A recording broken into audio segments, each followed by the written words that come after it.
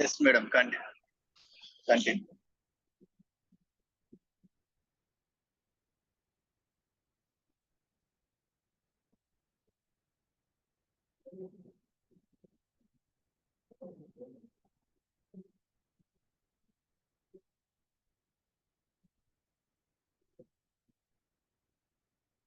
అందరికి నమస్కారం. మనందరి గురువైన విశ్వ గురువైన బ్రహ్మర్షి పితామహ అత్రి గారికి ఆత్మ ప్రణామాలు. మరి ఈ జూమ్ లో ఉన్న ఆత్మ బంధువులందరికీ ఆత్మ ప్రణామాలు. మాస్టర్, ఈరోజు మన పత్రి గారు రచించిన శ్రీమద్ భగవద్గీతలో కృష్ణామృతం అనే కొంచెం జ్ఞానాన్ని మనం తెలుసుకున్నాం. మాస్టర్, నాకు తెలిసింది మీతో పంచుకుంటుంది.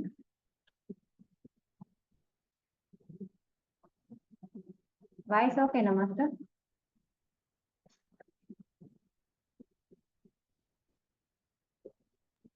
క్లియర్ గా ఉంది మేడం. క్లియర్. అయితే ఇక్కడ మనకు పరమాత్మ ఏమంటుండంటే, యోగస్థః కురు కర్మణి సంగం తత్పత ధనంజయ సిద్ధతో దేవు నమో భూత్వా సమత్వం యోగ ఉచ్యతే అంటున్నారు. అంటే ఇక్కడ పరమాత్మ ఏమంటున్నాడు అంటే, ఓ ధనాన్ని జయించిన వాడా, ఆసక్తిని వదిలి యోగ స్థితిలో ఉంటూ కార్యసిద్ధి అయినా కాకపోయినా సమభావం కలిగి కర్తవ్య కర్మలను ఆచరించు. సమత్వాన్నే యోగం అని అంటారు అంటుండు. అంటే ఇక్కడ ఏమంటున్నాడంటే, సమత్వం అంటే అన్నిటినీ సరి సమానంగా చూడడం. సమత్వమే అత్యంత గొప్పదైనది. సమత్వమే నిజమైన యోగం. మరి ఇక్కడ యోగం అనిపించుకుంటుంది. ప్రతికూల అనుకూల పరిస్థితులకు అతిగా ప్రతిస్పందించక అన్ని పరిస్థితులలోనూ ద్వంద్వాలలోనూ సమస్థితిలో ఉండడమే యోగం. మరి సమస్థితిలో ఉండడమే యోగం అనిపించుకుంటుంది. అదే సమత్వంలో ఉండడం అంటే, యోగ స్థితిలో ఉండడం అంటే యోగ స్థితిలోనే ఉంటూ ప్రాపంచిక కర్మలన్నీ చేయాలి. యోగ స్థితిలో ఉండకుండా చేసే కర్మలన్నీ అనర్థ హేతువులే. కర్మలను చేస్తూ ఉన్న వాటి పట్ల ఆసక్తి రహితుడిగా ఉండాలి. ఫలితాలను అది పూర్తిగా ఫలించిన కొద్దిగా ఫలించిన సమభావంతోనే గ్రహించాలి. జీవితంలో సకల ఆటుపోట్ల పట్ల ఉదాసీనంగా వ్యవహరించగలిగే మానసిక సమత్వం నిరంతర సాధన వలన అలవడుతుంది. అప్పుడు అనుక్షణం యోగ స్థితిలోనే ఉంటుంటాం. ఇలా యోగ స్థితిలోనే ఉంటూ కర్మలు చేస్తుంటే సమంగానే వాటి యొక్క సిద్ధి అసిద్ధులలో ఆనందించడం, విచారించడం కనుకనే ఆసక్తిని విడిచి సిద్ధి అసిద్ధుల పట్ల సమభావం కలిగి ఉన్నట్టి యోగ స్థితిలోనే కర్తవ్య కర్మలను ఆచరించమని శ్రీకృష్ణుల వారి ఉద్బోధ.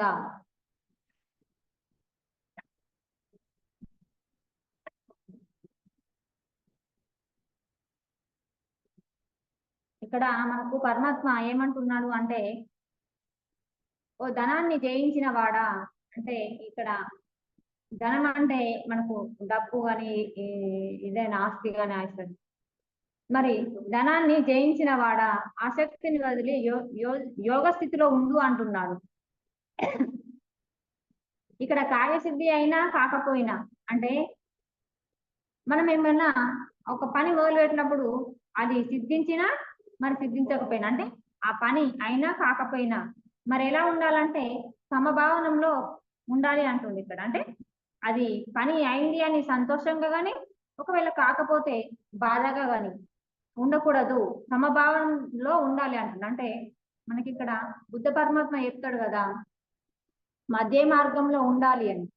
అంటే మధ్య మార్గంలో ఉండాలి, దేనికి అతిగా ఆశపడకూడదు, మరి లేదని నిరాశ పడకూడదు. అంటే ఇక్కడ ఏమంటుండంటే యోగ స్థితిలో అంటే కార్యసిద్ధి అయినా కాకపోయినా సమభావం కలిగి, అంటే సమభావం అంటే మనకు ఇప్పుడు ఏదైనా పని కాగానే ఎంతో సంతోషంగా ఆ మనకు ఇట్లా అంటే ఇట్లా ఒకరికి 4 సార్లు చెప్పుకుంటూ ఇట్లా సంతోషంగా ఉంటాం. అంటే అది మనకు అనుకున్న పని అయిందంటే అది అంతులేని సంతోషంగా ఉంటది కదా. మరి అదే మరి ఆ కార్యసిద్ధి కానప్పుడు బాధ కొద్ది విచారంగా ఉంటాం. అంటే అలా ఉండకూడదు అంటున్నాడు ఇక్కడ పరమాత్మ. నీకు అది సిద్ధించని సిద్ధించకపోని ఎప్పుడు సమానంగా ఉండడమే ఇక్కడ నేర్చుకోవాలి అని అంటున్నాడు. మరి ఇక్కడ ఏమంటున్నాడంటే సమత్వాన్నే ఇక్కడ కర్తవ్య కర్మలు, అంటే కర్తవ్య కర్మలు మనం చేసేటి, మనం కర్తవ్యంగా ఏది విధి విధానంగా చేసేది మనం కర్తవ్యంగా చేసి మనం ఆచరించినవి సమత్వంగానే యోగం అని అంటారు. అంటే మనం ఏది చేసినా కానీ దాన్ని ఒక కర్తవ్య కర్మంగా ఆచరించాలి. అంటే ఇది నేను చేస్తున్నా అంటే పరమాత్మ నా ద్వారా ఏపిస్తుండు, అంటే ఈ పని చేయాలంటే నా కర్తవ్యం అనుకోవాలి తప్పించి ఇక్కడ దేని గురించి కూడా మనము ఇక్కడ మనం ఆలోచించరాదని ఇక్కడ పరమాత్మ మనకు చెప్తున్నాడు. అంటే సమత్వం అంటే అన్నిటినీ సరిసమానంగా చూడటం అంటుంది. సమత్వం అంటే అన్నిటినీ సరిసమానంగా చూడాలి. అది ఏదైనా అది దేనికైనా మనము అది చిన్నదైనా పెద్దదైనా ప్రతిది ఏదైనా కానీ సమత్వంలో ఉండాలి. అది పనే కానీ ఇప్పుడు ఏమంటుండు ఇక్కడ ధనం అన్నాడు, ఆస్తే కానీ ఏదైనా కానీ దాన్ని సమానంగా చూడడమే ఇక్కడ సమత్వం అని అంటారని ఇక్కడ అంటున్నాడు. మరి సమత్వమే అంటే అత్యంత గొప్పదైనది అంటుంది. మరి అలా ఉండడమే ఇది అత్యంత గొప్పదైనది అంటుంది. అంటే మనం ఎప్పుడు కూడా అంటే మధ్య మార్గంలో అంటే సమానంగా చూడాలి. అది మంచైనా చెడైనా, అది దుఃఖమైన సంతోషమైన, ఆనందమైన విచారమైన దాన్ని ఎలా అంటే మనం సమానంగా చూసి నేర్చుకోవాలి ఇక్కడ. అలా నేర్చుకున్నప్పుడే దాన్ని ఇక్కడ ఏమంటుండంటే పరమాత్మ ఆ సమత్వమే అత్యంత గొప్పదైనది అంటుండు. అంటే అలా ఇలా ఏంటి ఇప్పుడు బుద్ధుడు చెప్పినట్టు మధ్య మార్గంలో ఉండడమే అది ఎంతో గొప్పదైన విషయం అంటున్నాడు. కరెక్టే మాస్టర్. ఇప్పుడు బుద్ధుడు మధ్య మార్గంలో ఉన్నాడు, కానీ మనం ఆచరించాలి అంటే చాలా కష్టంగా ఉంటది. ఎందుకంటే బుద్ధుడు ఎప్పుడు ఎలా అంటే ఆత్మస్థితిలో ఉంటాడు, దేనికైనా కానీ మరి అలా విచారించకుండా ఉంటాడు. అంటే ఇప్పుడు ఏంటి అంటే అది బౌద్ధ మతంలో ఒక 3 ఏళ్ళు అడుగుతారట మాస్టర్స్, అంటే భిక్ష. ఆ భిక్ష దొరికితేనే వాళ్ళు ఆ రోజు తింటారట, లేకపోతే వాళ్ళు తినరట. అంటే వాళ్ళు ఎలా ఉంటారంటే అది భిక్ష దొరికినాడు స్వీకరిస్తారు, దొరకన్నాడు ఊరుకుంటారు. అంతేగాని వాళ్ళు విచారంగా కానీ బాధగా కానీ ఉండరు. మరి దొరికిందని సంతోషంగా ఉండరు, దొరకలేనప్పుడు బాధగా ఉండరు, మధ్య మార్గంలో ఉంటారు. అంటే దేన్నైనా సమత్వంలో చూసే వాళ్ళకు శక్తి ఉంటుంది కాబట్టి వాళ్ళు, ఎందుకంటే ఆత్మస్థితిలో ఉంటారు కాబట్టి అలా సమానంగా సమత్వంలో చూసే శక్తి వాళ్ళకు ఉంటుంది. మరి మనకు బుద్ధ పరమాత్మ కూడా ఎంతో జ్ఞానాన్ని అందించింది, మనల్ని కూడా మధ్య మార్గంలో ఉండమంటారు. అంటే ఎప్పుడు మధ్య మార్గంలో ఉండాలి, కానీ మనము ఆచరించాలి అంటే మనము సాధన ఎక్కువ చేయాలి. మరి సాధన ద్వారానే ఇవన్నీ ఆచరించగలుగుతాం. లేకపోతే మనము చాలా చిన్నదానికైనా పెద్దదానికైనా బాధపడుతూ మరి మనం ఇప్పుడు ఎట్లా ఉంటామంటే ఏదైనా మనకు రాగానే సంతోషంగా ఉంటాం, ఏదైనా చిన్న బాధ కాగానే విచారంగా బాధతోని ఉంటాం, దుఃఖంతో ఉంటాం. మరి అలా ఉండకుండా ఇలా అన్ని సమానత్వంలో ఉండడం నేర్చుకోవాలి. మరి ఇక్కడ సమత్వమే నిజమైన యోగం అనిపించుకుంటుందని కూడా అంటున్నాడు ఇక్కడ ఎవరు కృష్ణ పరమాత్మ.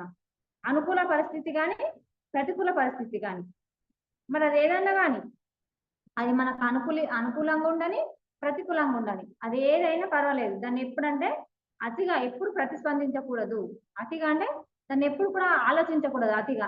ఇప్పుడు మనకు ఒకటి కారు ఎవరైనా కారు గిఫ్ట్ గా వచ్చింది అనుకోండి, అరే నాకు కారు గిఫ్ట్ గా వచ్చిందని ఎంతో ఆనందంగా ఇట్లా పొంగిపోయి ఏమిటి అంటే ఉరుకులు పరుగులు తీసినట్టు ఉండద్దు.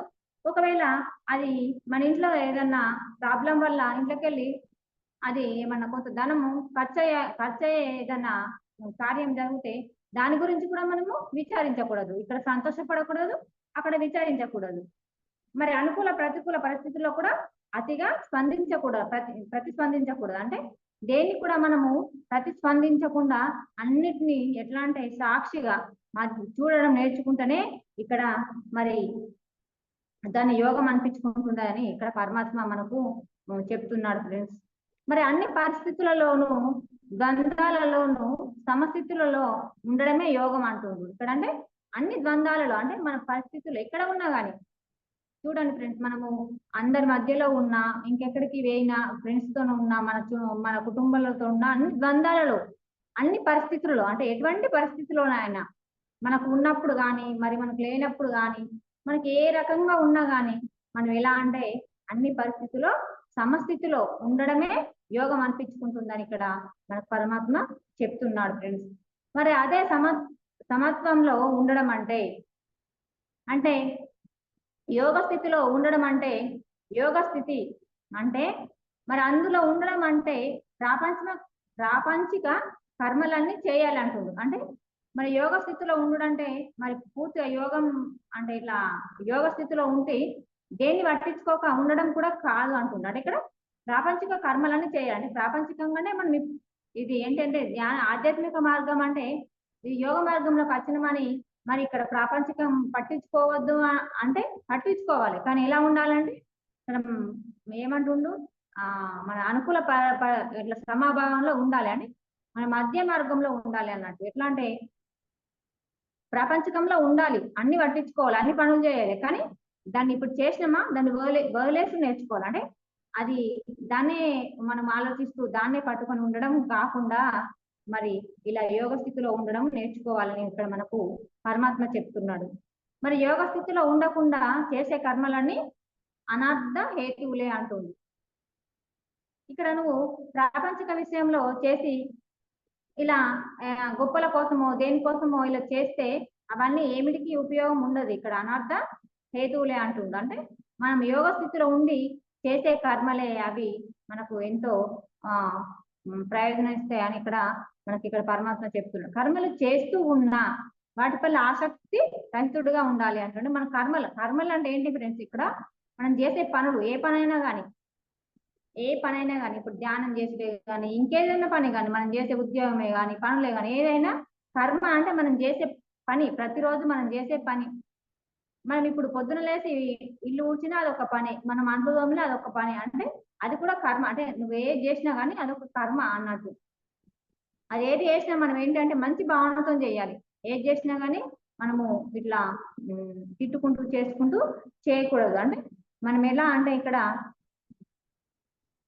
ఏ పని చేసినా అంటే వాటి పట్ల మనం ఆసక్తి రహితుడై ఉండాలి. అంటే అది నేను ఎట్లా అంటే ఇట్లా దాన్ని చేస్తున్నామా అంటే చేస్తున్నాం అంతేగాని మనము దాని మీదనే ఆసక్తిగా ఉండకూడదు.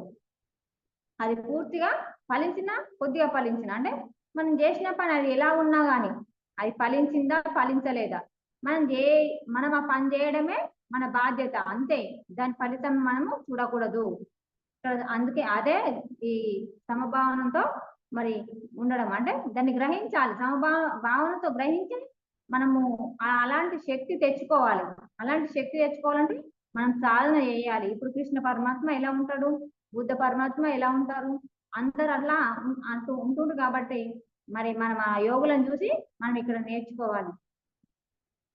అలా సమభావనతోనే గ్రహించే శక్తిని మనం పెంచుకోవాలి, సమభావనలో ఉండడం నేర్చుకోవాలి. మరి ఇక్కడ జీవితంలో సకల ఆటుపోట్లు అంటుంది. అంటే జీవితంలో ఎన్నో ఆటుపోట్లు ఉంటాయి. మనము ప్రతి ఒక్కళ్ళకు చిన్నపిల్లల వారి నుంచి పెద్దవాళ్ళ దాకా ఖచ్చితంగా అందరికీ అన్ని ఏవో ఒక రకంగా ఆటుపోట్లు ఉంటాయి. మరి ఈ ప్రాపంచికం అన్నప్పుడు ఎన్నో విషయాలు ఉంటాయి ఫ్రెండ్స్. మరి అందుకే ఎటువంటి ఆటుపోట్లకైనా ఉదాసీనంగా వ్యవహరించగలిగే మానసిక సమత్వం నిరంతర సాధన వలనే అలవడుతుంది అంటుండు. అంటే చూడండి ఫ్రెండ్స్, ఇక్కడ ఏమంటుండో జీవితంలో ఎన్నో ఆటుపోట్లు ఉంటాయి, ఖచ్చితంగా ఉంటాయి మాస్టర్స్, ఎవరికైనా ఉంటాయి. చిన్నపిల్లలే కానీ పెద్ద పిల్లలే కానీ ఎవరికైనా ఉంటాయి. ఆ డబ్బు ఉన్నోళ్ళే కానీ డబ్బు లేనోళ్ళే కానీ ఎంత ఆస్తివంతులైనా కానీ ఏదో రకమైన ఆటుపోట్లు ఖచ్చితంగా సమస్యలు అంటూ ఉంటూనే ఉంటాయి. మరి వీటిని ఎలా అంటే ఉదాసీనంగా మరి ఉందా లేదా అన్నట్టు వ్యవహరించగలగాలి అంటుండే. అంటే ఇక్కడ మానసికంగా మనం ఎప్పుడు ఈ మనసుతో బాధపడకుండా సమత్వంగా నిరంతరం అంటే ఎప్పుడు మనం మానసికంగా బాధపడకుండా దాన్ని ఎలా అంటే సమానంగా తీసుకోవాలి. అప్పుడు ఎలా అది మనకి ఎలా సాధ్యమవుతుంది ఇక్కడ? మరి సమత్వంగా తీసుకోవడం మనకు సాధ్యం ఏంటంటే ఇక్కడ నిరంతర సాధన వలనే అని అంటుండే. ఇక్కడ నిరంతర సాధన వల్లనే అలవడుతుంది అంటుంది. అంటే మనం ప్రతిరోజు నిరంతరం అంటే ప్రతిరోజు నిరంతరం నీకు ఎప్పుడు ఖాళీ దొరికినా కానీ కళ్ళు మూసుకొని ధ్యాన స్థితిలో ఉంటేనే ఆ సాధన వల్లనే మనకి ఇవి అలవడతాయని ఇక్కడ ఆ పరమాత్మ చెప్పడం జరుగుతుంది ఫ్రెండ్స్. మరి అప్పుడు అనుక్షణం యోగ స్థితిలోనే ఉంటామంటుంది. మనం అనుక్షణం అంటే ఆ రకంగా మన నిరంతర సాధన చేసినప్పుడు ఎలా అంటే అనుక్షణం యోగ స్థితిలోనే ఉంటుంటాం అంటుంది. అంటే మరి అలా ఉండాలి. ఎలా అంటే కృష్ణ పరమాత్మ లాగా ఇక్కడ ఎవరు బుద్ధ పరమాత్మ లాగా వాళ్ళు ఎప్పుడు యోగ స్థితిలో ఉంటాడు. కృష్ణ పరమాత్మ చూడండి అన్ని పనులు చేస్తాడు. ఎవరికి ఇక్కడే ఏం చేయాలి, కౌరవుల దగ్గరికి వెళ్తాడు అక్కడ ఏం మాట్లాడాలో అక్కడ మాట్లాడతాడు, పాండవుల దగ్గరికి వస్తాడు ఇక్కడ ఏం మాట్లాడాలో ఇక్కడ, ఎవరికి ఏం చెప్పాలో చెప్తాడు. చెప్పడం వదిలేసుడు మాత్రమే. అంటే అన్నిటినీ ఎలా అంటే ఇట్లా సమభావనంగా చూసుకుంటూ యోగ స్థితిలో ఉంటాడు. అంటే మళ్ళీ యోగ స్థితిలో ఉంటాడు, దేన్ని కూడా పట్టించుకోడు. అక్కడికి చెప్పిందా అక్కడికి వదిలేయడమే, అలా ఉండడం అన్నట్టు. మరి ఇక్కడ మరి సహజంగానే వాటి యొక్క సిద్ధులు అంటే మనం ఇప్పుడు ఇట్లా అనుక్షణం యోగ స్థితిలో ఉన్నప్పుడు యోగ స్థితిలో ఉంటూ కర్మలు చేస్తుంటే సహజంగానే మనకు సిద్ధులు వస్తాయంట ఫ్రెండ్స్. మరి అవి ఆ సిద్ధులలో ఆనందించడం, విచారించడం, ఆసక్తి విడిచి సిద్ధి అసిద్ధుల పట్ల సమభావం కలిగి ఉండాలి అంటుంది. అంటే ఇక్కడ మనము సాధన పెరిగిన కొద్దీ ఫ్రెండ్స్ అంటే ఇక్కడ ఇప్పుడు సిద్ధులు అంటే ఎలా అంటే ఇప్పుడు ఆంజనేయ స్వామికి ఉన్నాయి సిద్ధులు, పరమాత్మకు ఇప్పుడు ఎవరికి కృష్ణ పరమాత్మకు ఉన్నాయి, బుద్ధ పరమాత్మకు ఉన్నాయి, వాళ్ళకి ఎన్నో సిద్ధులు ఉన్నాయి. అంటే వాళ్ళు చేసిన సాధన బట్టి ఒకవేళ మనము ఎవరమన్నా మరి అలా నిరంతర సాధన వల్ల ఏవైనా సిద్ధులు వస్తే ఆ సిద్ధుల పట్ల ఎలా అంటే సమభావం కలిగి ఉండాలి అంటుంది ఇక్కడ. మరి సమభావం కలిగి మరి ఎట్లా అంటే యోగ స్థితిలో ఉండాలి. అంటే కర్తవ్య కర్మను ఆచరించమని శ్రీకృష్ణ వారు అంటే ఇక్కడ కర్తవ్యంగా నీకు సిద్ధులచ్చినాయని పొందుకోకు, నువ్వు నీ సిద్ధులచ్చినాయని ఏవో ప్రయోగాలు చేసి ఏవో గొప్పలకు పోకు. ఎలా అంటే అది ఎందుకు ఉపయోగించుకోవాలా, అందుకు ఉపయోగించుకోవాలా, లోక కళ్యాణం కోసమా అది ఉపయోగించుకోవాలా. ఇప్పుడు పరమాత్మకు ఎన్నో సిద్ధులు ఉన్నాయి, మరి ఎట్లా ఉంటారు వాళ్ళు, ఎలా ఉండాలో యోగ స్థితిలో అట్లా ఉంటారు. అంటే మనం ఏ పని చేసినా ఇది కర్తవ్యంగా వేయాలి అంటుంది. కర్తవ్య కర్మలు అంటే ఇక్కడ మనం అదొక నా బాధ్యత, ఈ పని చేయడం నా బాధ్యత అని అంతవరకే ఉండాలి. కానీ ఈ పని చేస్తే నాకు ఫలితం వస్తుందా, ఎంత ఫలితం వస్తుంది అని కూడా మనం ఏది కూడా ఆశించకుండా అన్నిటినీ స్వీకరిస్తూ మనం ఎలా అంటే సమభావంలో ఉండడం, యోగ స్థితిలో ఉండడం నేర్చుకోవాలి, మరి ఆచరించమని ఇక్కడ శ్రీకృష్ణ పరమాత్మ మనకు చెప్తున్నాడు ఫ్రెండ్స్.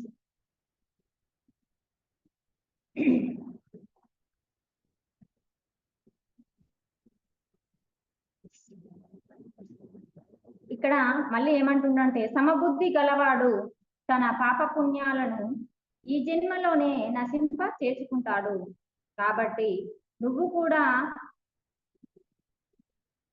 అలాంటి యోగాన్ని అనుసరించి కర్తవ్య కర్మలను ఆచరించు. యోగమే కర్మలోని కౌశలం అంటున్నాడు ఇక్కడ. అంటే మానవుడు నిత్య కర్మిష్టి, కర్మలు చేయకుండా ఒక్క క్షణం కూడా కుదరదు. మంచిదో చెడ్డదో ఏదో ఒక కర్మ చేస్తూనే ఉంటాడు. సృష్టి ధర్మం ప్రకారం పుణ్యపాపాలు కర్మబంధాలు తగులుకుంటాయి.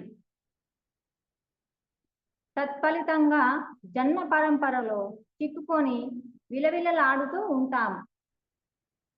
కర్మలను ఎలా ఆచరిస్తే కర్మబంధాలలో చిక్కుకోమో, పుణ్యపాపాల నుండి విముక్తులం అవుతామో, జన్మ పరంపర నుండి బయటపడతామో మరి ఆ కిటిక ఆ కౌశలం.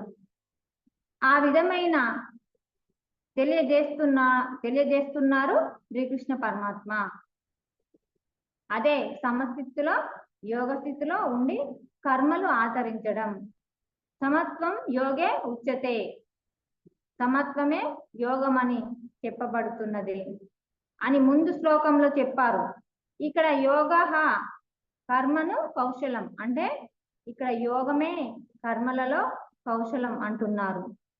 సమత్వంలో ఉంటూ యోగ స్థితిలో ఉంటూ కర్మలను చేయడమే అంటే ఇక్కడ కర్మ యొక్క సిద్ధి. ఇక్కడ కర్మ ఫలాల మీద ఆసక్తి గాని కోరిక గాని లేకుండా కర్మలు చేయడం.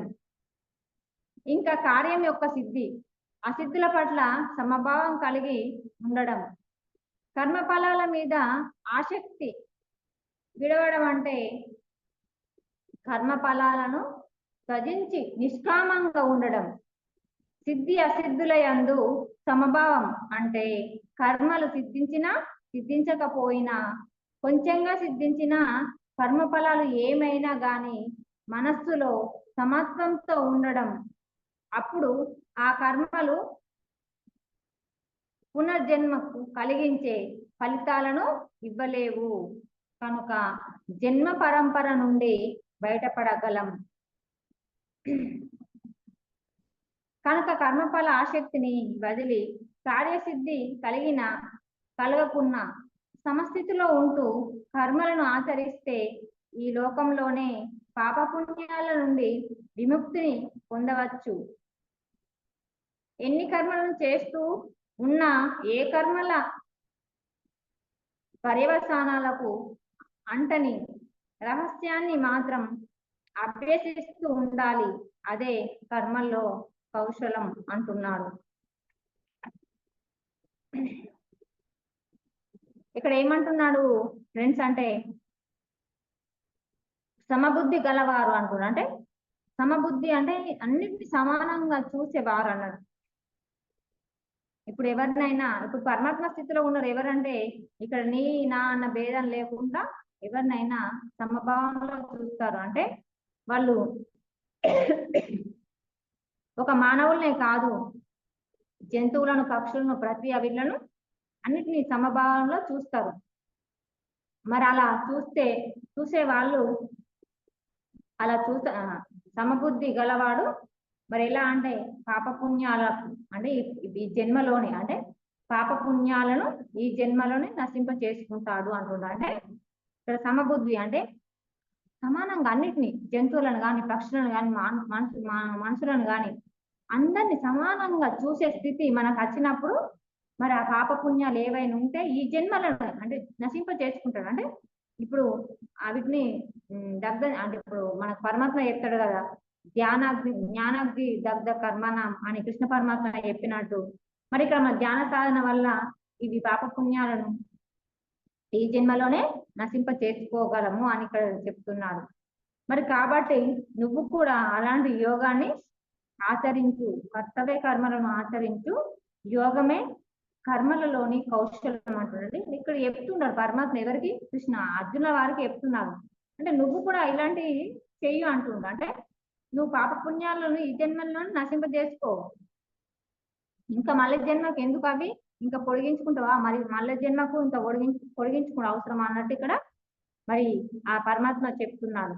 నువ్వు కూడా అలాంటి యోగాన్ని అనుసరించు అని చెప్తున్నాడు. ఎవరికి? కృష్ణ పరమాత్మ అర్జునుల వారికి చెప్తున్నాడు. నువ్వు కూడా అటువంటి యోగాన్ని అనుసరించి యోగమే కర్మలోని కౌశలం అంటున్నాడు. ఇక్కడ యోగం అంటే కౌశలం అంటే మనము ఏంటంటే ఒక ప్రతిభ అన్నట్టు. ప్రతిభ అంటే ఎలా అంటే ఇప్పుడు మనం చేసే పని ఒక పని చేస్తాం, ఆ పనిలో వాళ్ళకు అంటే ఇట్లా దాన్ని ఏమంటారు, ఆ పని వాళ్ళు పర్ఫెక్ట్ చేస్తారంటారు చూడు, అంటే ప్రతిభ అట్లా ఆ రకంగా అన్నట్టు నువ్వు చేసేది ఈ యోగమే కర్మలలోని కౌశలం అంటున్నాడు ఇక్కడ. అంటే మానవుడు నిత్య కర్మిష్టి. అంటే మానవుడు ప్రతినిత్యం ఏదో ఒకటి చేయాలి. కర్మిష్టి అంటే ప్రతిరోజు ఏదో ఒకటి చేయాలి. ఇప్పుడు ఏ పని చేసినా అది ఒక కర్మ కిందికే. మనం చేసే పనే కర్మ. కర్మ అంటే ఏంటిదో కాదు ఇక్కడ. మరి కర్మ చేయకుండా ఒక క్షణప్పుడు ఉంటామా? మనం ఉండం కదా.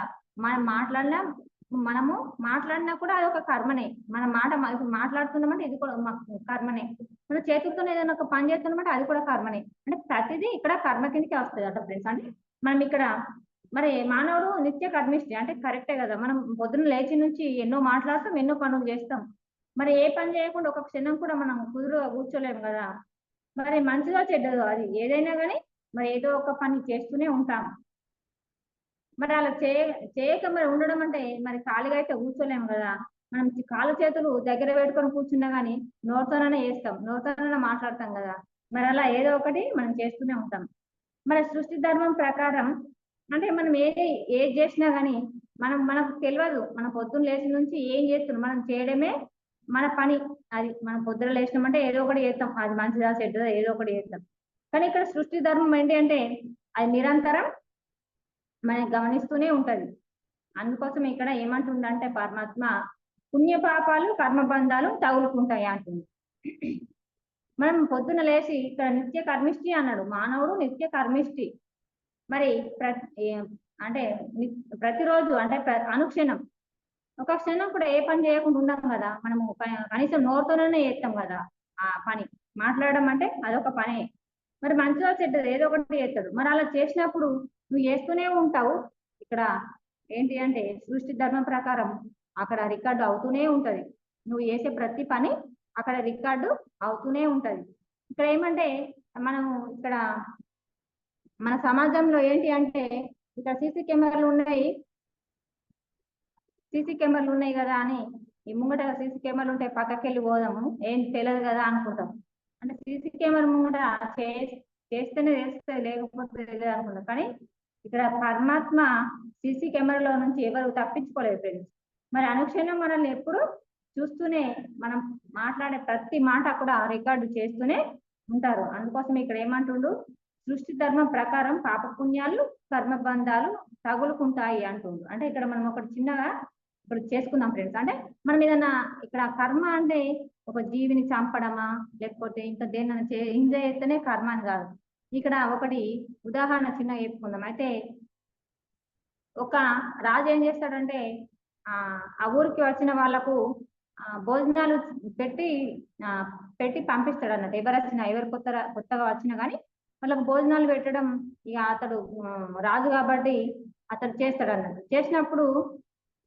అలా చేసినప్పుడు ఏంటి అంటే అది ఒక ఏంటి అంటే పెరుగు అది తీసుకురాగా వాళ్ళు ఆమె ఆ మూత అన్నది గాలికి పక్కకి వెళ్ళిపోయి పైనుండి ఒక గ్రద్ద పామును తీసుకెళ్ళంగా ఆ గ్రద్ద నోట్లకెళ్ళి ఆ పాము విషం అన్నది ఈ నెత్తి మీద ఆ బుట్టలో ఉన్న ఆ పెరుగులోను పాలల్లో పడడం జరుగుతుంది ఫ్రెండ్స్. అంటే అది ఎవరికి తెలియదు, మాకు తీసుకొచ్చే ఆమెకు తెలియదు, ఆ పాలు పెరుగు తెచ్చే ఆమెకు తెలియదు, ఆ అమ్మకు తెలియదు, మరి అక్కడ గద్దకు తెలియదు ఈ విషయం అందులో పడుతున్నదని. మరి ఇక్కడ భోజనాలు చేసే రాజుకు కూడా తెలియదు మరి అందులో విషం కలిసిందని. మరి యథావిధిగా అతడు వంట వాళ్ళతో చేయించి వాళ్ళకు భోజనాలు పెట్టడం జరుగుతుంది. మరి ఆ భోజనం తిన్న వాళ్ళు వెంటనే మరణించడం జరుగుతుంది. మరి మరణించంగానే వాళ్ళు ఏమంటారంటే అరే రాజు ఇలా భోజనాలు పెట్టడం ద్వారానే వాళ్ళు చనిపోయిండ్రు అని అన్నట్టు అవుతారు. అంటే ఆ రాజు చూడంగానే ఎందుకు అంటే ఇక డాక్టర్స్ వచ్చి చూసినప్పుడు ఇందులో విషం కలవడం వల్ల వీళ్ళకి ఇలా జరిగింది అన్నప్పుడు అది వెంటనే అవి ఒక కుక్కలు కానీ పక్షులు కానీ ఏవి తినద్దు అని ఒక గోతు తీసి అందులో పూడ్చి పెట్టడం జరుగుతుంది. మరి అలా జరిగి రాజు ఎంతో బాధపడుతుంది, ఎందుకు జరిగింది ఎట్లా జరిగింది అని అక్కడ వంటలు చేసిన వాళ్ళను అందరినీ విచారిస్తాడు. లేదు మరి మేమైతే మంచిగా చేసినామని అంటారు. ఇది విషయం ఎవరికి తెలియదు. కానీ మళ్ళీ కొద్ది రోజులకు ఆ రాజ్యానికి కొత్త వ్యక్తులు వచ్చినప్పుడు అక్కడికి రాజుగారి దగ్గరికి వెళ్తారు అన్నట్టు భోజనానికి. వెళ్ళినప్పుడు ఇక అక్కడ బయట ఉన్న ఒక అమ్మ ఏమంటదంటే మరి ఇట్లా జరిగినప్పుడు ఇప్పుడు ఆ మనుషులు చనిపోయిందంటే ఆ చనిపోయిన కర్మ ఎవరి ఖాతాలో వేయాలి కదా. అప్పుడు చిత్రగుప్తుల వారు ఆ యమధర్మరాజును అడుగుతాడంట, మరి ఈ కర్మను నేను ఎవరికి వెయ్యాలి? ఇక్కడ ఆ పక్షి తప్పు కాదు, పాము తప్పు కాదు, ఆ తీసుకొచ్చిన ఆమె తప్పు కాదు, వంట వేసిన వాళ్ళ తప్పు కాదు, పెట్టిన రాజు తప్పు కాదు, మరి ఇది నేను ఎవరి ఖాతాలో వేయాలి అని అన్నప్పుడు నువ్వు బాగా కొంచెం టైం తీసుకో, నాకు కూడా అర్థమవుతలేదు అని యమధర్మరాజు అంటారట. అన్నప్పుడు ఇలా మళ్ళీ కొద్ది రోజుల తర్వాత కొత్త వ్యక్తులు వచ్చినప్పుడు మళ్ళీ రాజ్యానికి వాళ్ళు భోజనానికి వెళ్ళేటప్పుడు అక్కడ ఉన్న ఒక వ్యక్తి ఏమంటారంట, ఎక్కడికి వెళ్తున్నావు అంటే ఇలా రాజుగారి అక్కడికి వెళ్ళి మేము భోజనం చేసేస్తామంటే పోండ్రి వాళ్ళు విషయం పెట్టుకుంటే వాళ్ళని అందరినీ చంపుతుండ్రు, ఇవాళ మిమ్మల్ని కూడా చంపుతారు పోండి అంటారట. అన్నప్పుడు వెంటనే యమధర్మరాజు ఏమంటాడట, చిత్రగుప్త ఇప్పుడు ఆమె మాట్లాడిన మాట్లాడింది కదా, అంటే రాజు వాళ్ళకు ఆకలి తీర్చేందుకు పెడితే ఈమె సరికాని మాటలు మాట్లాడింది, విషం పెట్టి చంపుతుండు అన్న ఆమె నోరు ద్వారా అటువంటి మాటలు మాట్లాడింది కాబట్టి ఈ ఈ మరణించిన వారి పాపము ఆమె ఖాతాలో వేయండి అని చెప్తారట. చూడండి ఫ్రెండ్స్, అంటే మనం ఏది కూడా మన సరికాని మాటలు కూడా మాట్లాడద్దు. అది మనకు తెలిసిందా తెలియలేదా దాన్ని వదిలేయడమే ఇక్కడ ఏంటి ప్రతిదీ ఇక్కడ చెప్తుంది. సమత్వంలో ఉండడం అంటే అది నీకు అవసరం లేదు, అది ఎలా జరిగిందో నీకు తెలియనప్పుడు నువ్వు దాన్ని అలా చర్చించడం కరెక్ట్ కాదు. అంటే ఇప్పుడు ఏంటి అంటే ఆమె నోటి మాటల ద్వారా అంత కర్మ మూటలో వేసుకున్నది, ఆమె సంచిలో వేసుకున్నది అన్నట్టు. మరి అదే విధంగా ఇక్కడ మరి సృష్టి ధర్మం ప్రకారం పాప పుణ్యాలు ఇక్కడ కర్మ బంధాలు తగులుకుంటాయి అంటుంది. ఇప్పుడు ఆమెకు తగులుకున్నాయి కదా, మరి ఆ రకంగా కూడా మనం ఎలాంటి తగిలించుకోకుండా మనం చేసే కర్మ అంటే మనం చేసే పని మరి అనుక్షణం మనం మెరుకులో చేయడం నేర్చుకోవాలి ఫ్రెండ్స్. మరి మనం ఆ స్థితిలోకి రావాలంటే మనం ఇంకెంతో సాధన చేయాలి, నిరంతర సాధన చేయాలి. ఇక్కడ పరమాత్మ అంటుండు అది నిరంతర సాధన వల్లనే సాధ్యం అంటుంది. మరి మనం ఎంతో నిరంతరమైన సాధన చేస్తేనే మరి అలా సమత్వంలో సమస్థితిలో సమానంగా సమభావంలో ఉండడం నేర్చుకుంటాం ఫ్రెండ్స్. మరి ఇక్కడ తత్ఫలితంగా జన్మ పరంపరలో చిక్కుకొని విలువిలాడుతూ ఉంటాం. మరి ఇలా ఇప్పుడు ఈ అమ్మ నోటి మాటల ద్వారా అక్కడ కర్మలు పెట్టినప్పుడు ఇప్పుడు ఏంటంటే మరి అక్కడ కర్మలు పెరిగిపోయినాయి, ఇలా చిక్కుకున్నది జన్మ పరంపరలో ఇంకా విలువలు ఆడుతుంది. ఈ కర్మలు పెంచిన కొద్ది మనం విలువలు ఆడే కదా. మరి కర్మలు ఎలా ఆచరిస్తే కర్మ బంధాల్లో చిక్కుకోమో, పుణ్యపాపాల నుండి విముక్తులం అవుతామో, మరి జన్మ పరంపర నుండి బయటపడతామో అవి తెలుసుకోవాలి అంటుంది. మరి అవి తెలుసుకొని మనము ఆచరించడమే ఇక్కడ కౌశలం అని చెప్తున్నాడు. మరి ఆ విధంగా మనం ఎంతో ఎరుకతోని ఆ విధంగా మనము ఆచరించాలి, ఆ విధమైన ఆచరించాలి.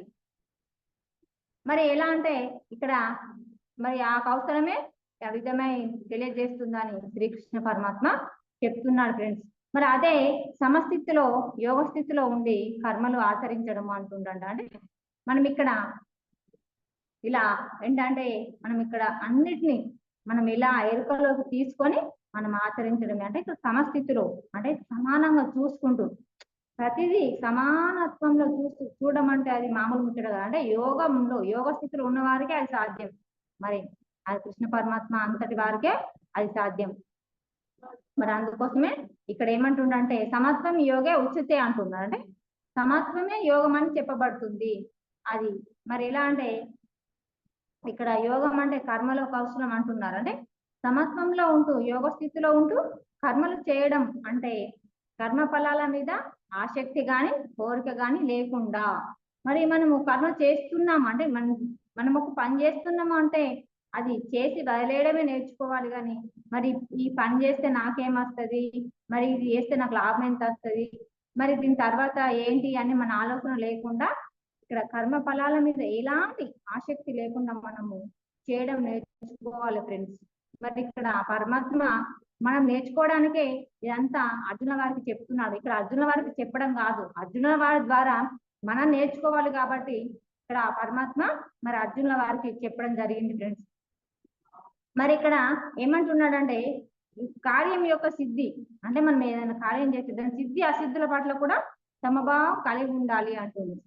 అంటే అది సిద్ధించినా సిద్ధించకపోయినా అంటే పని అయినా కాకపోయినా అది సమభావంగా ఇప్పుడు అయితే సంతోషం కాకపోతే నిరాశ అన్నది లేకుండా దాన్ని సమభావనంలో కలిగి ఉండాలి అంటున్నాడు.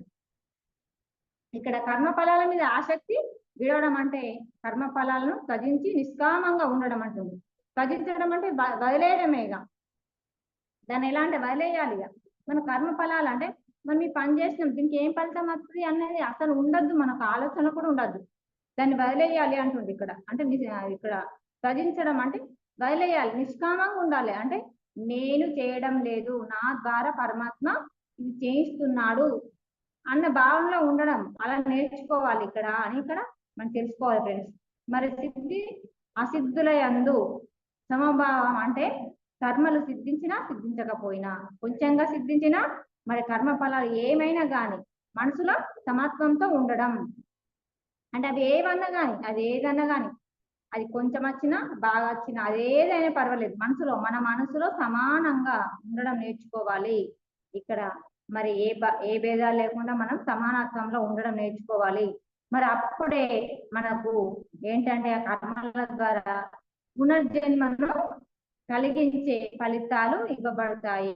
పునర్జన్మ అంటే ఇక్కడ మనం మళ్ళీ జన్మ తీసుకుంటామని తెలుసు కదా, మరి అక్కడ మరి ఆ ఫలితాలను ఇక్కడ ఇవ్వలేవు. అంటే మన జన్మ పరంపర నుంచి బయటపడగలం అంటుంది. అంటే ఇలా మనం కర్మల్లో సమభావంలో ఉంటే జన్మ పరంపర నుంచి అంటే మనకు కర్మలు తగ్గుకుంటూ వచ్చి ఈ పుట్టడం చావడం జన్మ పరంపర అంటే మరి రావడం పోవడం పుట్టడం చావడం ఉంటుంది. దాని నుంచి బయటపడే మరి అవకాశం ఇక్కడ ఉంటది. మరి అలా బయటపడగలము అని ఇక్కడ మనకు పరమాత్మ చెప్తున్నాడు ఫ్రెండ్స్. అందుకే ఎంతో ఎరుకతోని మనము ఈ ధ్యాన సాధనలోకి వచ్చినాం కాబట్టి మనం ఎరుకతో ఉండాలి ఫ్రెండ్స్. మరి అప్పుడప్పుడు మరి ఎంత యోగులకైనా మాయలు జరుగుతాయట ఫ్రెండ్స్. అందుకోసమే ప్రతిరోజు ఎరుకతోని ఉండడం నేర్చుకోవాలి. మరి కార్యసిద్ధి కలిగినా కలగకున్న సమస్థితిలో ఉంటూ కర్మలను ఆచరిస్తే ఈ లోకంలోనే పాప పుణ్యాల నుండి పొందవచ్చు అంటుండ. అంటే ఇక్కడ సమస్థితిలో ఉంటూ కర్మలను ఆచరిస్తే మరి ఎట్లాంటి ఈ లోకంలోనే అంటే మనం ఇప్పుడు ఇలా ఉన్నప్పుడే ఈ జన్మలోనే మనము ఏంటి అంటే విముక్తి పొందవచ్చు అంటున్నాడు. అంటే ఇప్పుడు ధర్మరాజు ఎలా ఉన్నాడు, రాముడు ఎలా ఉన్నాడు, మరి కృష్ణ పరమాత్మ ఎలా ఉన్నాడు, మరి ఆ స్థాయికి మనం కూడా ఇప్పుడు పత్రిస్తారు ఇలా ఎంతమంది ఉన్నారు గురువులు అలా ఉండి మనం ఈ జన్మలోనే మరి విముక్తి పొందవచ్చు అంటున్నాడు. మరి ఎన్నో కర్మలు చేస్తూ ఉన్నా ఏ కర్మలో పర్యవసానాలు అంటే దాని గురించి ఆలోచించడం మరి అవన్నీ రహస్యాన్ని మాత్రం అపేక్షిస్తూ మరి ఇక్కడ అదే కర్మల్లోని కౌశలం అంటున్నాడు. ఇక్కడ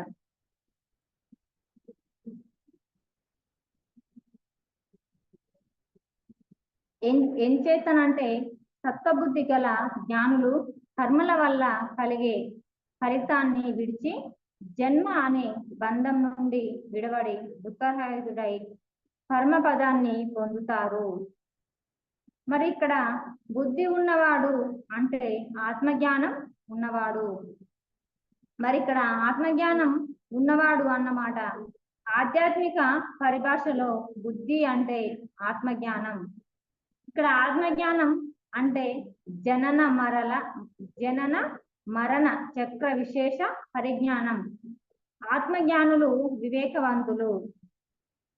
జనన మరణ చక్ర విశేష పరిజ్ఞానం కలవారు. వారు కర్మల వల్ల లభించే ఫలాలను ఎంత మాత్రం ఆశించరు. ఆత్మజ్ఞాని మంచి చెడులను రెండింటిని ఎప్పుడు వదిలేస్తాడు. ఆత్మజ్ఞాని కేవలం మరింత యోగం కోసం పరితపిస్తాడు. ఆత్మజ్ఞాని కేవలం మరింత అవగాహన కోసం యోగ సాధన చేస్తుంటాడు. వివేకవంతులు వారి వివేకపూరిత జ్ఞానమందు కర్మల ద్వారా శాశ్వతమైన దుఃఖరహిత పదాన్ని మోక్షాన్ని పొందుతారు. ఆత్మనో మోక్షార్థం జగతీయ చ. మొదటి ఆత్మకు మోక్షం, తర్వాత జగత్ హితం కదా.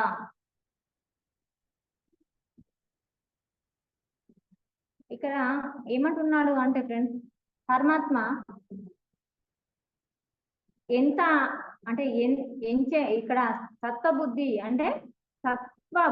అంటే మంచి బుద్ధి అంటే కల జ్ఞానులు కర్మల వల్లే కలిగే ఫలితాన్ని విడిచి జన్మ అనే బంధం నుండి విడిబడి దుఃఖరహితులై పరమపదాన్ని పొందుతారు అంటున్నాను. ఇక్కడ మరి సత్వబుద్ధి అంటే మరి అది మామూలు మానవులకు అది సాధ్యమయ్యే పని కాదు. మరి అది ఎలా అంటే ఒక యోగులకి అది సాధ్యం. మన యోగ స్థితిలో ఉండి సమస్థితిలో ఉన్న వాళ్ళే సత్వబుద్ధి అంటే మరి ఎలాంటి అది పని అయినా ఎలాంటి బంధంనైనా దాని నుండి విడిపడి వాళ్ళు దుఃఖరహితులు అంటే ఈ దుఃఖం నుంచి బయటపడే పరమ పదాన్ని పొందుతారు అని ఇక్కడ మనం తెలుసుకోవాలి ఫ్రెండ్స్. అంటే మన పరమాత్మ చెప్తున్నాడు. అంటే బుద్ధి ఉన్నవాడే ఇక్కడ ఆత్మజ్ఞానం ఉన్నవాడు అని ఇక్కడ. అంటే మనకి ఇప్పుడు చూడండి ఫ్రెండ్స్, మనకి ఇప్పుడు ఏమన్నా అంటే ఇప్పుడు ఎవరైనా మంచి మాటలు మాట్లాడి మంచి పనులు చేస్తే ఏమంటారంటే వాడు బుద్ధిమంతుడు అంటారు. మరి అదే వాడు సరికాని పని చేసినప్పుడు ఏమంటాడు, వానికి బుద్ధి లేదా, నీకు బుద్ధి ఉందా, ఏమన్నా ఏం పని చేసినావు అని అంటారు. అంటే ఇక్కడ ప్రతిదాన్ని మనము ఇక్కడ బుద్ధితోనే పోలుస్తాం. ఇక్కడ ఆత్మజ్ఞానం ద్వారా కూడా మనకి ఇప్పుడు గురువులు ఏమంటారంటే మనం మంచిగా ఏదైనా ఆ గురువు అడిగిన దానికి సమాధానం చెప్తే వాడి బుద్ధి వికసించింది అంటారు.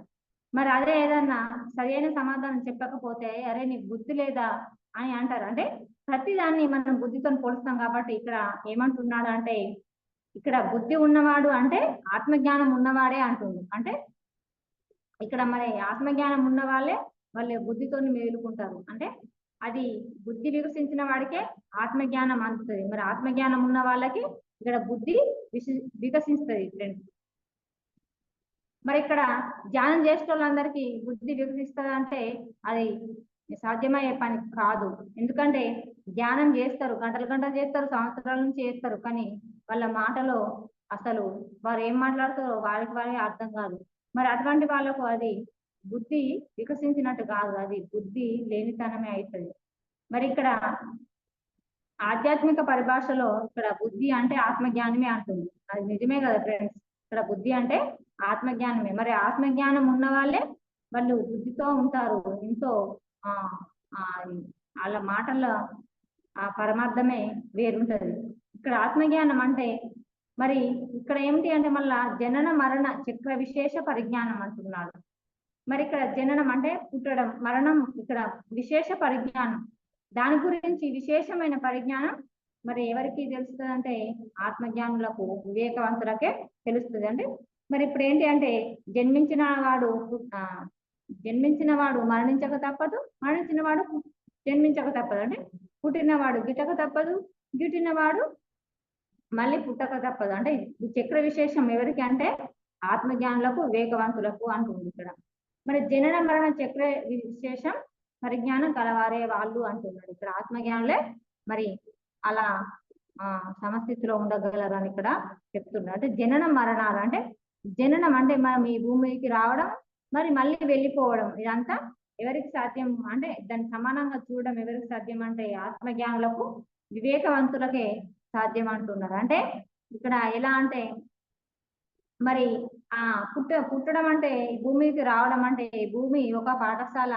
మరి పాఠశాలకు వచ్చి మనం ఏదో నేర్చుకోవడానికి వచ్చాము, మరి మళ్ళీ వెళ్ళిపోతాము అని ఎవరికి అంటే ఆత్మజ్ఞానులు అయిన వివేకవంతులకే ఇది తెలుసుకుంటారు, వారికి అర్థమవుతుంది అని ఇక్కడ వారికి అలాంటి పరిజ్ఞానం ఉంటది అని చెప్తున్నాడు.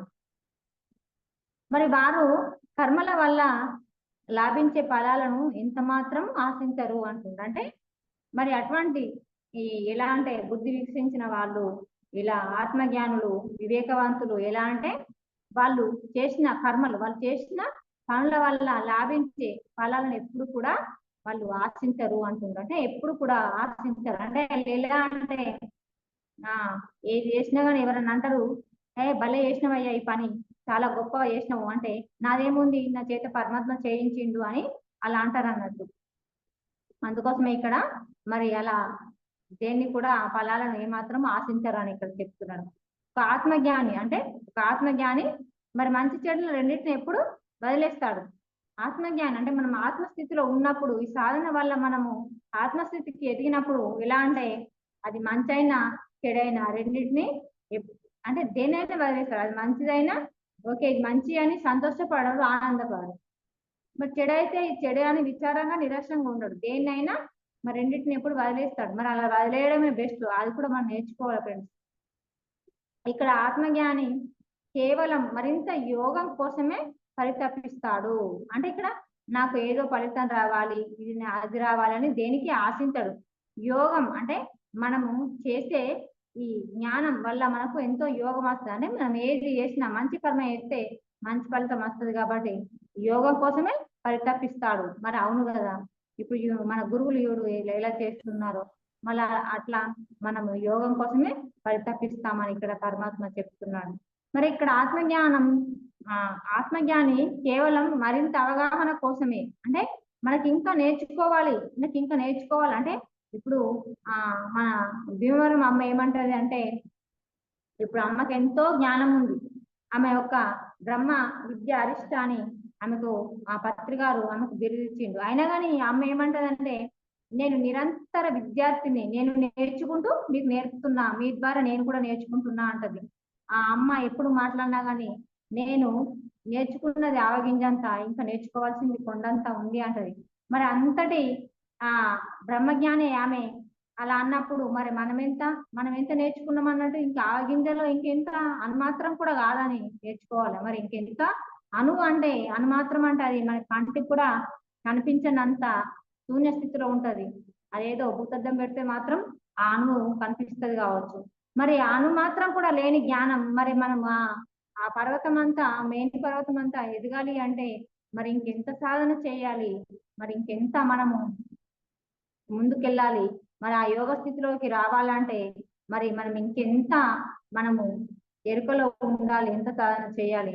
మరి అందుకోసం ఇక్కడ ఆత్మజ్ఞాని ఉన్న వాళ్ళు ఏంటంటే ఇంకా మరింత యోగం కోసమే పరితపిస్తాడు. అంటే మరి ఆ యోగం అంటే యోగ స్థితిలో ఉండడం అంటే పరమాత్మ స్థితిలో ఉండడమే కదా. అంటే మనము ఎదగాలి అని ఎప్పుడు చూస్తాడు, మరి పరితపిస్తారు అన్నట్టు. ఇప్పుడు ఆ అమ్మ చూడండి, ఇప్పుడు ఆ భీమవరం అంటే అది ఆంధ్ర, అక్కడ నుంచి ఇంత వయసులో ఇంత ఏజ్లో వాళ్ళు మన జ్ఞానాన్ని అందించడానికి ఎందుకు వస్తున్నారు అంటే ఇంకా పరితపిస్తున్నారు. అంటే మేము ఇంకా యోగం పెంచుకోవాలి, ఇంకా యోగ స్థితిలో ఉండాలి అని వాళ్ళు పరితపిస్తూ వాళ్ళ వయస్సును కూడా లెక్క చేయకుండా, ఇక్కడ ఎండ వాన అని చూడకుండా కూడా వాళ్ళు మనకు జ్ఞానం అందించడానికి వాళ్ళు వస్తున్నారు. మరి ఆ రకంగా మనం కూడా ఎదగాలి. ఆత్మజ్ఞాని కేవలం అవగాహన కోసమే చూస్తారు అంటుంది. అంటే మనం ఎదగాలి అన్న అవగాహన కోసమే చూస్తారు. ఇక్కడ యోగ సాధనలు అంటే మరి ఇక్కడ యోగ సాధనలు చేస్తుంటాడు వివేకవంతుడే. అంటే ఎవరు చేస్తారంటే వివేకవంతులే చేస్తారు. వివేకపూరిత జ్ఞానమయ కర్మల ద్వారా శాశ్వతమైన దుఃఖరహిత పదాన్ని, మోక్షాన్ని పొందుతారు అంటుంది. మరి అంతే కదా ఫ్రెండ్స్. మరి ఇక్కడ వివేక పూరితమైన అంటే మనకు బుద్ధి వికసించినప్పుడు మనము ఎలా అంటే మన ఆ మాట గాని మన ప్రవర్తన గాని ఎంతో వివేకవంతంగా ఉంటది. కాబట్టి అటువంటి జ్ఞానమయ కర్మల ద్వారానే మరి ఇక్కడ శాశ్వతమైన దుఃఖరహితం, అంటే మనకు ఉంటది, బాధలు ఉంటాయి, అన్ని ఉంటాయి, అన్నిటిని ఎలాంటి సమభావంలో చూసే ఆ దుఃఖరహితం అనే పదాన్ని, మోక్షాన్ని పొందుతాడు అంటున్నాడు. మరి మనమందరం కూడా మనం సాధన చేస్తూ ఆ యోగ స్థితిలో ఉంటూ మనం కూడా శాశ్వతమైన దుఃఖరహితాన్ని పొందే మరి మోక్షాన్ని, ఈ మార్గాన్ని మనము తెలుసుకోవాలా ఫ్రెండ్స్. మరి ఆత్మ మోక్షార్థం అంటే ఇక్కడ ఆత్మను మోక్షార్థం అంటే జగత్ తయచ అంటున్నాడు. అంటే మొదట ఆత్మకు మోక్షం, తర్వాతే జగతిష్టం అంటున్నాడు. అంటే మనకు ఇక్కడ ఆత్మకు మోక్షం అతనే, తర్వాత జగత్ గురించి ఇక్కడ మనం తెలుసుకోవచ్చు ఫ్రెండ్స్.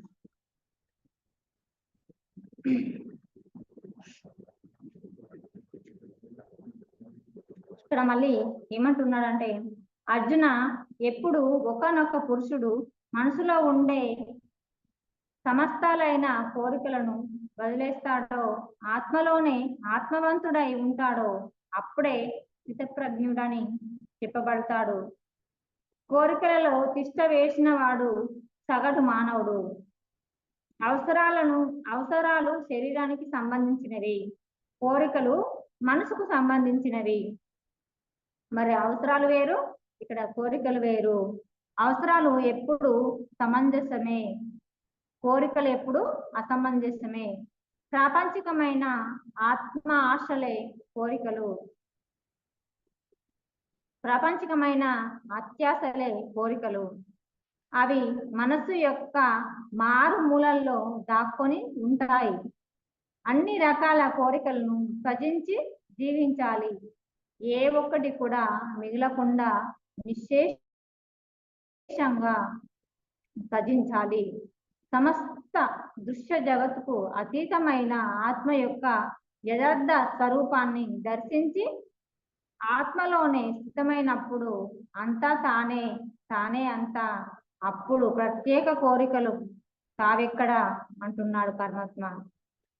ధ్యాన సాధన ద్వారా, యోగ సాధన ద్వారా ఆత్మానుభూతిలో ఆత్మానందాన్ని అనుభవిస్తూ తన ఆత్మలోనే తాను సంతృప్తిని పొందుతూ ఆత్మలోనే తిష్ట వేసిన వాడు స్థితప్రజ్ఞుడు అంటున్నాడు ఇక్కడ పరమాత్మ.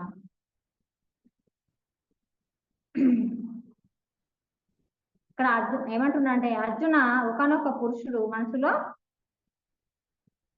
సమస్తమైన కోరికలను, అంటే ఇప్పుడు ఇక్కడ ఏంటి అంటే పురుషుడు అంటే ఇక్కడ స్త్రీ పురుషులు కాదు, అంటే పురుషుడు అంటే ఒక పరమాత్మ అన్నట్టు, ఒక తండ్రి, మన తండ్రి. అంటే పురుషుడు అంటే ఇప్పుడు మనం ప్రకృతిని కూడా పురుషులు అంటారు. అంటే ఇక్కడ వాళ్ళు ఏమంటే ఈ పరమాత్మ స్థితిలో ఉన్న వాళ్ళు ఎలా అంటే మనసులో ఎలాంటి వాళ్ళకు వేరే భావనలు కానీ కోరికలు కానీ ఏవి ఉండవు, వాళ్ళన్నీ వదిలేస్తారు ఆత్మలోనే. మరి అట్లా ఆత్మలోనే స్థిత ప్రజ్ఞులై ఉంటారు. మరి ఇక్కడ ఏమంటుండ్రు అంటే కోరికలు అంటే ప్రతి ఒక్క సగటు మానవునికి అవి సహజమే.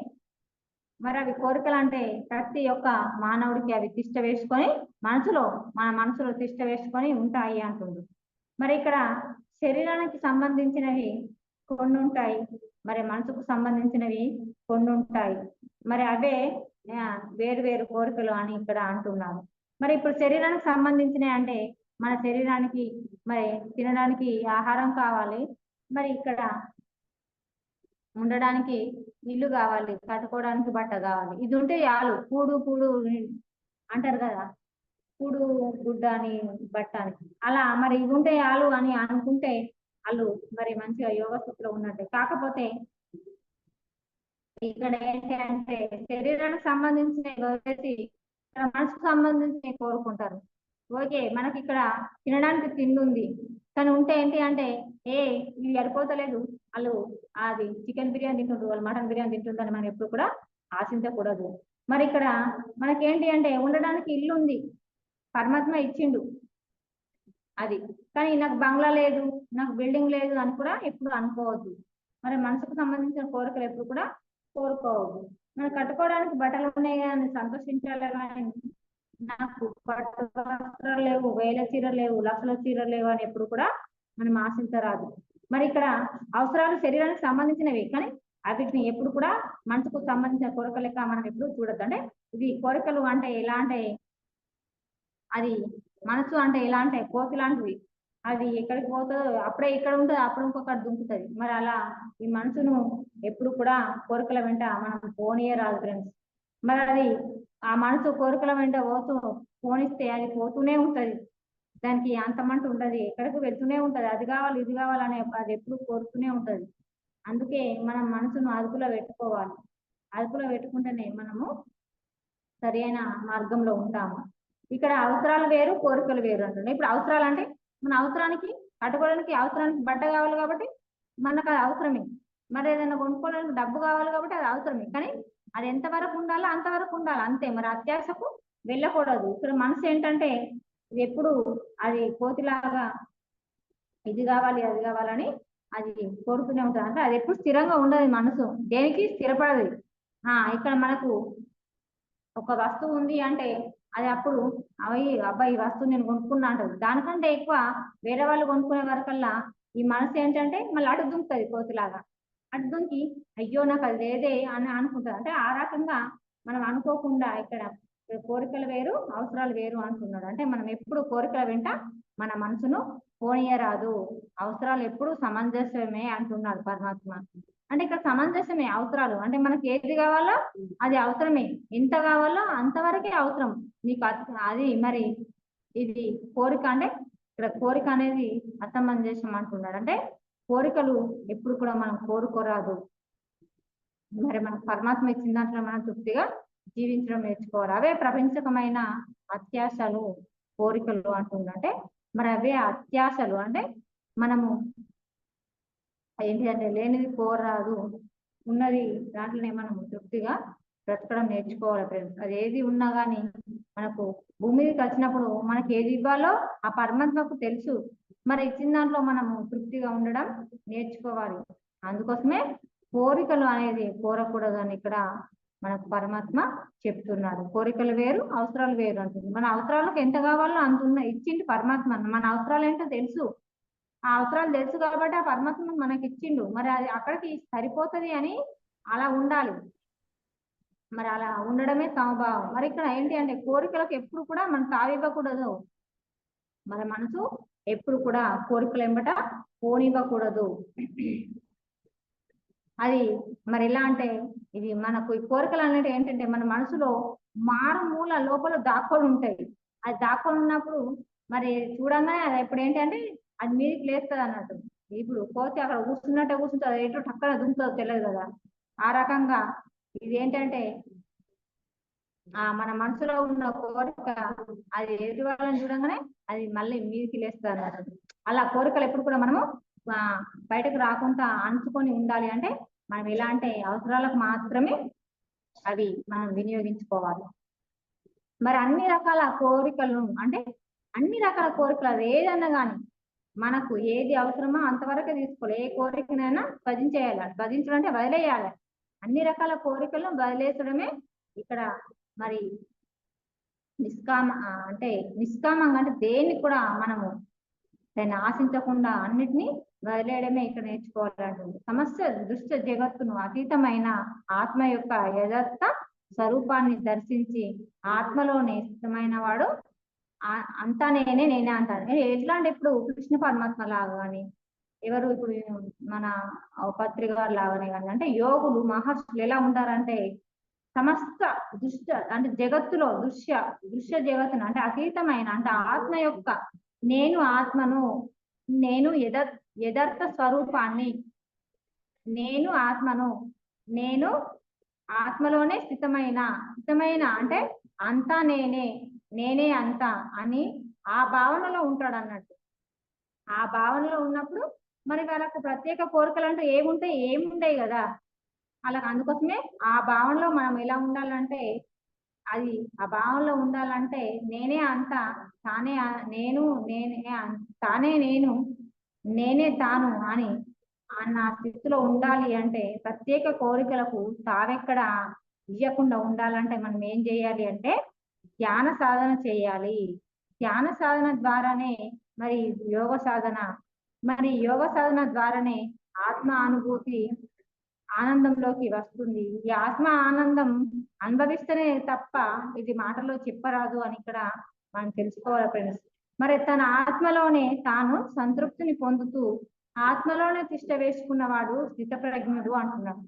మరి మనము కళ్ళు మూసుకొని కూర్చుంటే పిల్లని వాళ్ళు ఏమనుకుంటారంటే కళ్ళు మూసుకొని కూర్చున్నా వాళ్ళకి ఏడే పని లేదని నవ్వుకుంటారు. కానీ ఆ కళ్ళు మూసుకుంటే మనకు ఆత్మానుభూతి, ఆత్మానందం, ఆత్మ సంతృప్తి అది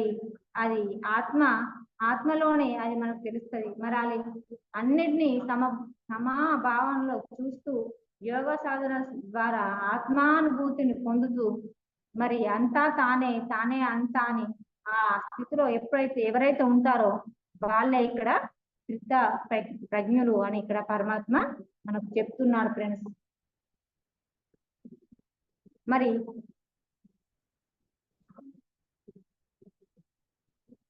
మరి ఇంతటి అవకాశం ఇచ్చిన మరి మీకు కృతజ్ఞత మాస్టర్. Thank you.